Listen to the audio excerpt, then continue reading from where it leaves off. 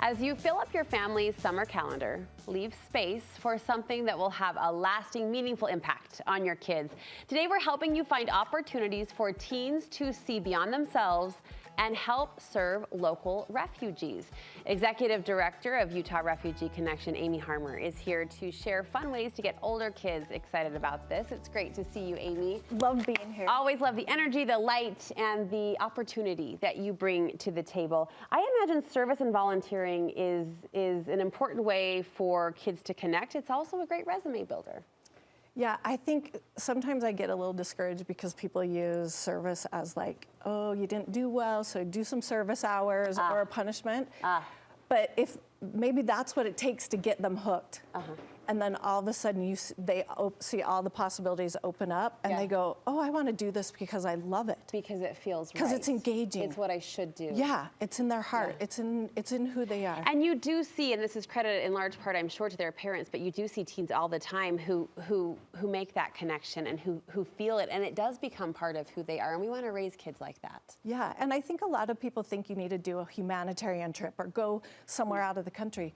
You can have a beautiful experience in your own backyard. Yes. For some people, that's not a reality to be able to go somewhere, but teens and young people can do amazing things. You say knowing what to do, though, is often a roadblock with families, and you're going to help us overcome that block today. You say the first step is to give teens and tweens opportunities to learn, like learn what's going on, learn about the needs in their own backyard. So at Utah Refugee Connection, our goal is to help people learn about refugees, local refugees, find meaningful ways to serve local refugees, and then give to refugees. So those three components are what we do all the time. And we make it really easy for teens because we're on social media. We're on Serve Refugees on Instagram, Facebook, and Twitter. And it's so easy because we post something almost every day. Under the Learn goal, talk to me about the goat farm. You say that's a great example of helping teens learn about the needs that are out there and the people that can. So we host a quarterly cultural night, and this next month we happen to be doing it at the Utah Refugee Goat Farm. Okay. It's out in the middle of the inland port, in between all these warehouses, and it's a working farm with hundreds of goats. They just finished kidding season, and there's chickens, and we're having a cultural night there on June 21st. Come and bring your family. Yeah. It's a great way to get to know the Somali community, the Burundi community. And to learn. And it's hands-on. You're going to a goat farm. There's goats. There's goats. Who doesn't love goats? Tell me about this other fun learning event, the World Refugee Day celebration. So Utah is really well known for a World Refugee Day event. It's in conjunction with Venture Out, which does amazing things in parks. And all the providers from the state come together to put on this huge event that focuses specifically on refugees. So performance, foods, vendors, and it's a 2-day event. It's on the 16th. Friday night, they have a movie and some activities. Saturday, it's all day long. There's refugees playing soccer, volleyball, performing. You can eat their food. What a beautiful way to have your kids experience different cultures and experiences. Yeah, that's the 16th and 17th. Okay, of this month. Of June. Of June, thank you so much, of June. The next step in the formula, if we want to call it that, is to encourage family members and especially teens to serve. And you've got some ways we can do this. And you point out again, you don't have to go far to find these opportunities. No. We're posting things all the time.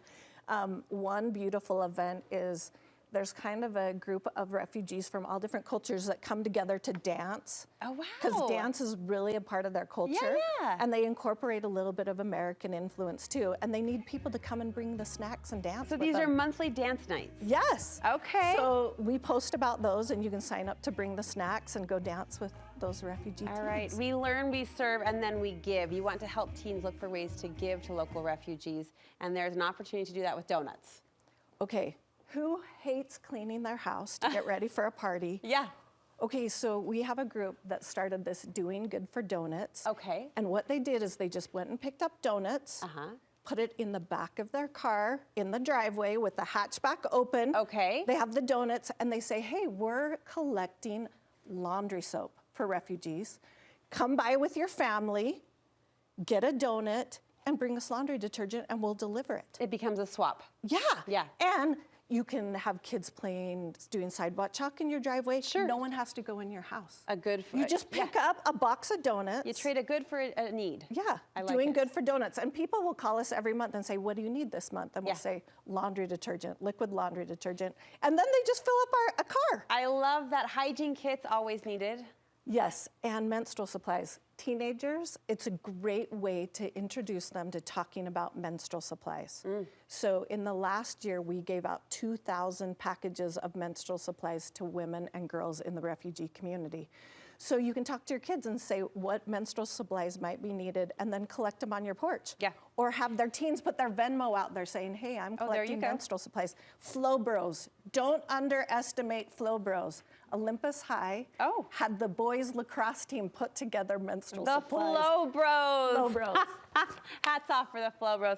I've got a quick 30 seconds, but I want to highlight this story because I think it speaks to this idea that kids see other kids, Flow Bros and others doing these good deeds, and they want to be part of it too. And you have an example of a girl who saw what was happening and she stepped in to make a difference. This is my favorite story. A little 10-year-old girl decided she wanted to make a difference because she saw the things going on in Afghanistan. And she saw people falling off airplanes as they took off, and she just could not shake it. And her mom was just desperate to help her make sense of it. So she wrote a note to her neighborhood and said, hey, I am collecting diapers and wipes. I'd really love your support. She filled up her whole living room. They had to rent a U-Haul. Yeah. She helped us unload every package, 10 years old. Amazing. Amazing. Amy, thank you. Your website so we can see more opportunities like this? ServeRefugees.org. Okay. Thank you for the good work that Thank you're doing, you and for thanks letting for me be looping us in and planting these seeds. It can be fun. It can be fun. It should be fun, and it definitely feels good and like something we should be doing. So we appreciate the nudge in that direction.